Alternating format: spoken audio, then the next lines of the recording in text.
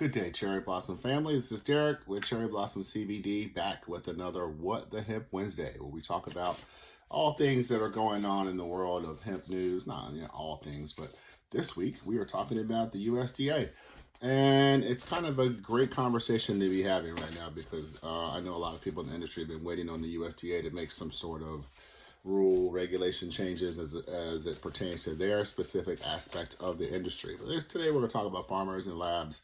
The USDA has drafted a set of rules for hemp farmers that are going to affect next week that offer guidelines and cultivation disposal guidelines for hemp farmers.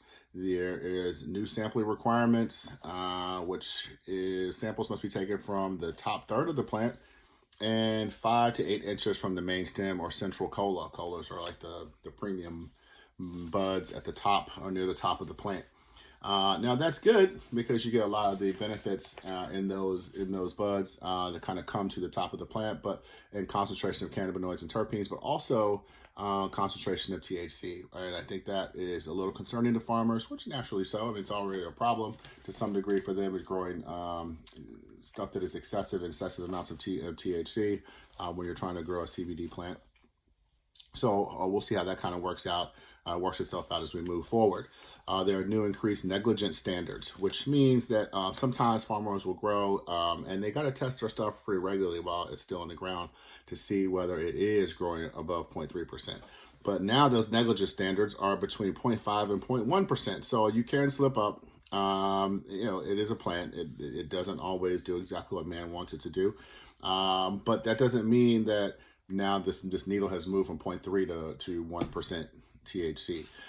Basically what it's saying is you still have to produce hemp at the 0.3 mark. You just simply won't lose your license if you do miss the mark. So that is good. And on-farm disposable of hot hemp. Hot hemp is that hemp that contains more than 0.3%.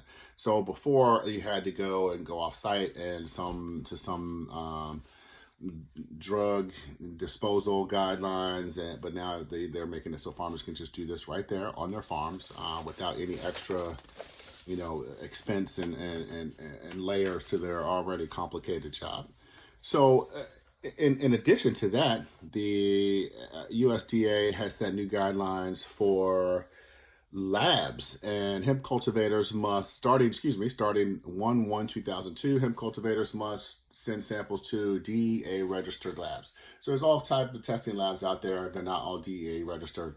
This has become a little bit more important in the last couple years because, as you know, we're in a somewhat semi-unregulated industry. They're still kind of working things out.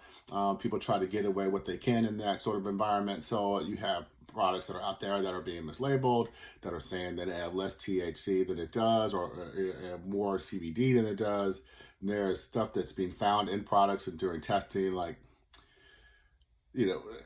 excess solvents, heavy metals, pesticides, things like that. So sending all these things to a DEA registered lab does make sense, and for multiple reasons, honestly. They have higher testing standards. They're subject to higher state standards of whatever state that they're in, that the specific lab is in. And they are GMP compliant, which is good manufacturing practices. So what they're trying to do is really standardize and make products safer, hemp products safer and more trusted for the general public, because the more that these products are out there just willy-nilly and no one knows what they are, what's in them, people are less likely to take them and they're more likely to be considered harmful drugs.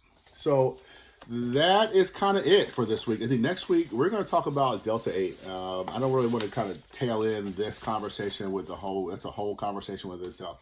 There's been a lot being talked about. We're not here promoting or trying to distract or demean any Delta 8 processors. We just want to see it from both sides. So we're going to take a look at that subject from both sides of the coin, and you can kind of make a decision for yourself. We're just going to bring some facts into the equation and see what happens. So thank you. Hopefully we get more to hear. We have more to hear from the USDA and as the FDA kind of keep pushing forward, especially as it pertains to food, beverages, and things like that. So Thank you. We'll be back on Friday with a great guest for our Friday with Friends.